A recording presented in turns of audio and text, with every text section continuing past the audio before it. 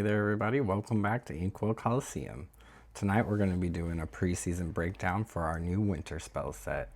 We've got about 2 weeks till the set comes out. We've seen all the cards now, and there's some bangers. I'm not going to lie, there's some bangers.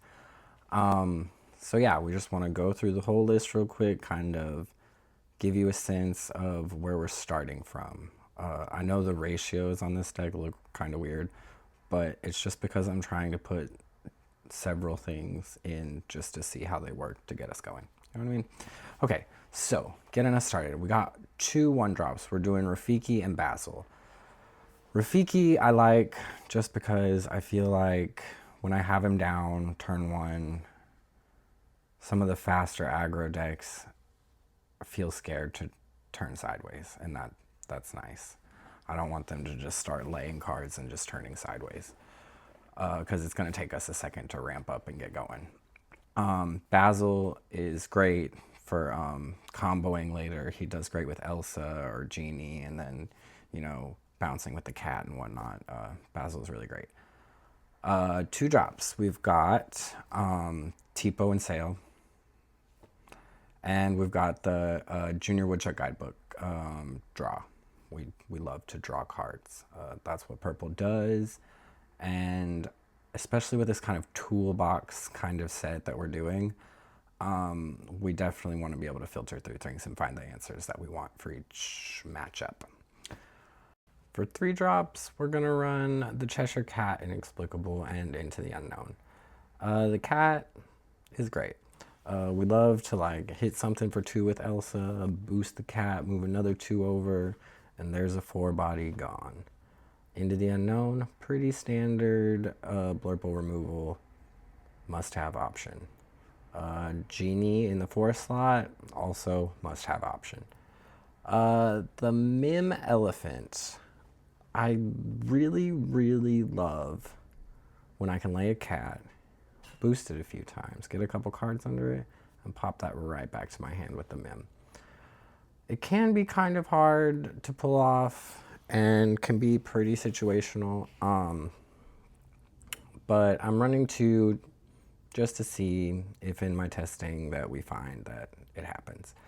Alice, for item removal, there's a lot of dogs going around. There are a lot of other item decks going around. I think a lot of items in the new set are good, and like the Darkwing Duck that's coming, I think could open the door for items decks again. So I think Alice is going to be pretty solid. And then we have the ever so classic Dumbo for some more card draw, because we love card draw and lore. We love them both, because lore is how you win. Lore is how you win. I know there are a couple of you that need to hear that. Lore is how you win. Okay, so let's go into the 5 drops. We have Hades Looking for a Deal. Basically, in most circumstances, I just get to draw 2 cards. That's pretty much how he goes.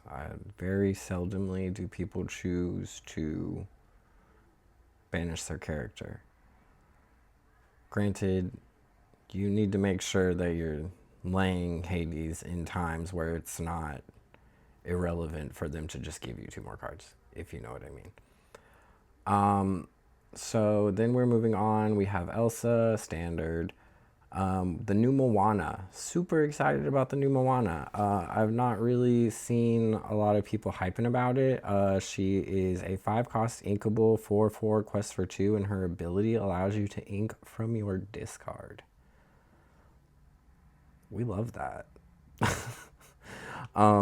Yeah, it's been super helpful in testing so far. I think it's been really great. I mean, when you're playing Blurple and you get towards the end game, like, you want to be able to continue to ink so that you can lay combos and do things. But a lot of the times you end up having to ink part of your combo to do it. And this way, I can ink, you know, the Sail that I played turn 2, or the Rafiki that I used to finish off your Hades 2 turns ago. Like, I don't have, it's like artificial card draw, because I don't have to ink the cards in my hand. I have an alternate space for that, and I found it to be super helpful. We also added a few copies of the reprint of Let It Go. I mean, it's a Hades song, right? Like, it's Hades without a body that you can sing. I don't see any issues with that. And personally, I think that with this new set, a lot of aggro decks are really going to get boosted. So I think we're going to see a lot of, like Amber Steel with the new Lilo Stitch stuff, and we're going to see more dogs, and I don't think those kinds of things are going to go away. So I think maybe we want to try to speed up some of at least the removal in this deck, because by the time you get to Hades on some of these aggro decks, like it just doesn't matter anymore. The game's over.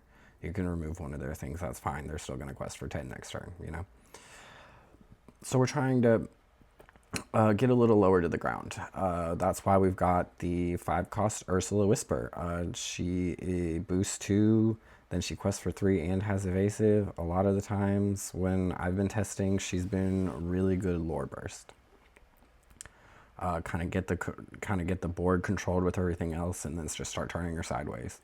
You can get up there pretty fast.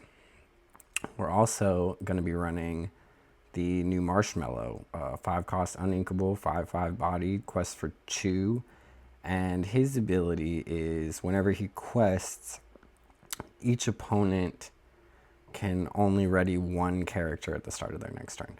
So like I said, I think that we're going to see a lot of aggro, and Marshmallow kind of puts a stop to all that because you can only ready 1 thing at a time. So go ahead, have 10 characters. You can turn them sideways once. And then I can start swinging. Then we have Demona in the 6-drop spot. Great. She's good. She can draw us cards. We love that. Big body. Love that. I think it's also good for like a Marshmallow combo. So like if they are specifically not turning sideways because of Marshmallow being on the board, then I can Demona them, ready or exert all of their characters, and then they can only ready 1 of them. So I think that's fun. And we'll see if we can make that happen. We went down to 2 copies of Hades. I don't know. We might have to put them back in. But really, I had to take some Hades out to try to put some of the other stuff in. And I'm not convinced I need him. But we'll see. He's a good card. I mean, he's a good card. Having Let It Go have a body to it, good. The piece de resistance, Eeyore. If you didn't know, Eeyore has been my favorite cartoon character since I was like, yeah, so I was super excited to see that there's going to be a playable card. Yeah, he's a 9-cost inkable, 5/5, quest for 2, but you pay 1 less for him for every exerted character on board. Lay yourself a Demona, exert all their characters, quest out all your characters, and maybe you can just play you an Eeyore for free. Done it. Fun. We love that. Do I think Grammatala, the new Grammatala, might be better? Maybe. But I love Eeyore. So we're going to try Eeyore. And with all that being said, that's it for the list. I'm really excited about this set. Winterspell looks super cool. I'm excited to play some new cards. I'm excited to see what other new decks people come up with. It's going to be an awesome time.